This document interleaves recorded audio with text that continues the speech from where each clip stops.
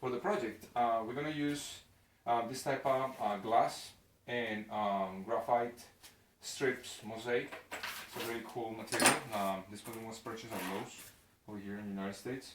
So for the purpose of that, what we're gonna do is we're gonna prepare this by removing loose paper, cleaning really well so you don't have greasy surfaces, and obviously, just pulling out a little bit of the outlets and switches. Be careful when you do that. You wanna, turn off your breaker for that particular section of the house. Besides that, we're gonna use this type of glue. This glue is a glue, it's a type 1 mastic, and it's designed for tile and stone.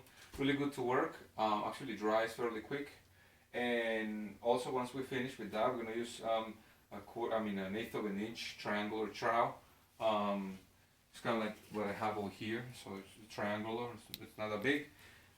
You don't need that, something bigger. And we're gonna use an unsanded grout. This is a nice gray color, it's called silver. So we have that as a reference to start. So we're gonna make sure that we go around really well on the receptacles, and that everything will be easy to install back again and properly tight, so you don't have like loose spaces where you have your your receptacles or switches kind of tilted.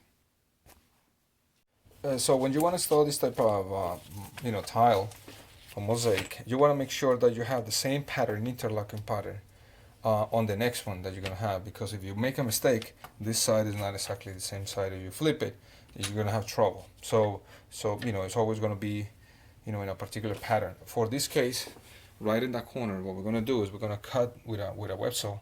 We're gonna cut over here straight in the to the smallest section, or to the, I would say, the deepest part.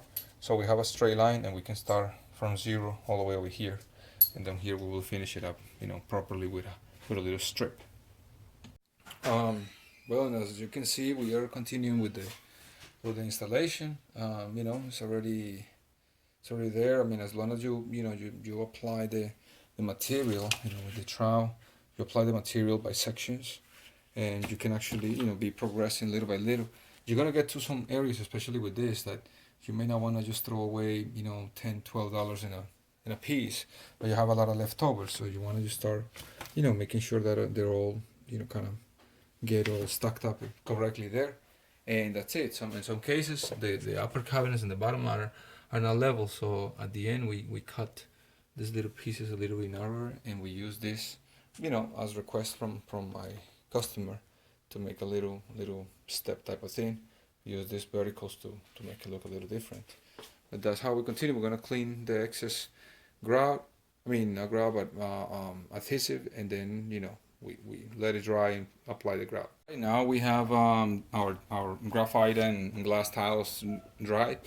What we're gonna do is we just finished cleaning all the little crevices, spaces, and all the stuff. Make sure that we don't have exposed glue. And yet we probably need to do a little more work, but anyway, so far it looks good. What we're gonna do is we're gonna use this unsanded grout due to the small gaps, and this one is silver, the color is silver for your reference.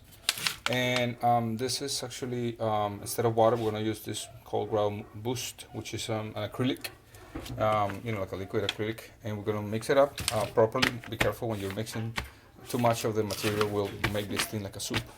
So you want to make sure that you have a fairly good consistency that you can actually transport with your grout applicator. All right, so that's what we're gonna do.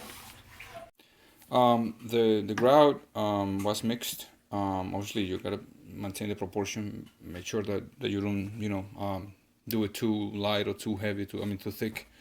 Mix it up with a drill and like a mixing spade over here, and let it set for about 10 minutes. Then mix it up again, and then apply it to the surface.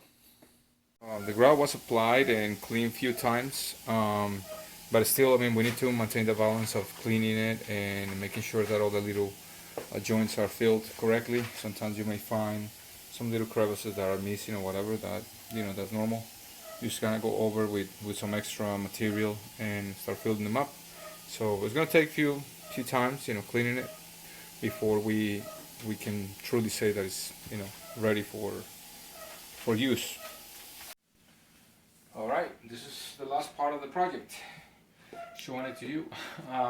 Well, the idea is to make sure that everything is nice and clean. The last time that you wipe this out, I recommend you to use just dry sponges and whatever you're gonna use it dry.